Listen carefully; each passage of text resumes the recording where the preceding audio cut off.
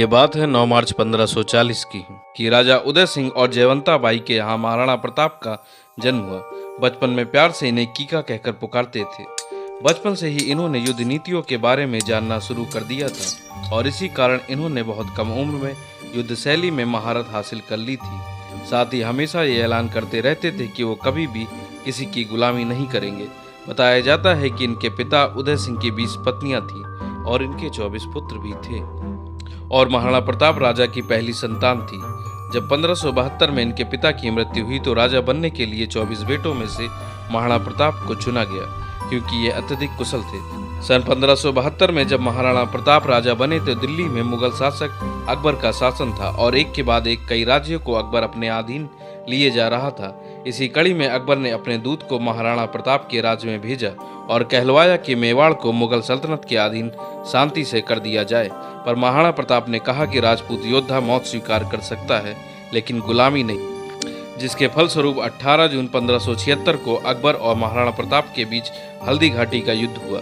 यह युद्ध हल्दी घाटी की पहाड़ियों में हुआ जहां अकबर की सेना का नेतृत्व आमेर के राजा मान सिंह ने किया, वहीं दूसरी तरफ महाराणा प्रताप की सेना का नेतृत्व हाकिम खान ने किया। कहा जाता है कि महाराणा प्रताप की सेना में सिर्फ 3000 सैनिक थे, वहीं मुगल सेना में सैनिकों की संख्या अत्यधिक थी। जब युद्ध के मैदान में महाराणा प्रताप अपने घोड़े चेतक पर बैठकर युद्ध कर रहे थे तब मुगल सेना का नेतृत्व कर रहे मानसिंह हाथी पर सवार थे।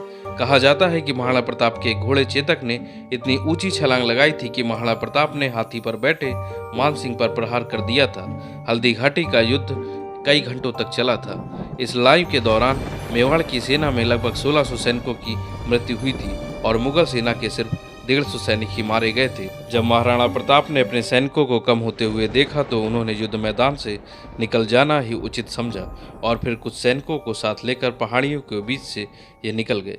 कहते हैं कि इस दौरान मुगल सेना इनके पीछे लगी थी। तब महाराणा प्रताप के घोड़े चेतक ने लगभग 26 फीट लंबी खाई को पार कर लिया था। हालांकि पहले से यह घायल था जिसके कारण इनके घोड़े की मृत्यु हो गई। कवि श्याम नारायण पांडे की कविता चेतक की वीरता में इनके घोड़े चेतक की वीरता का बखान किया गया है।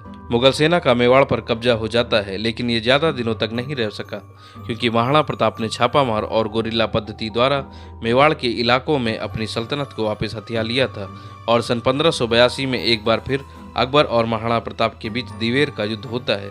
इस युद्ध में महाराणा प्रताप की जीत होती है तथा एक बार फिर मेवाड़ में राजपूतों का परचम लहराता है।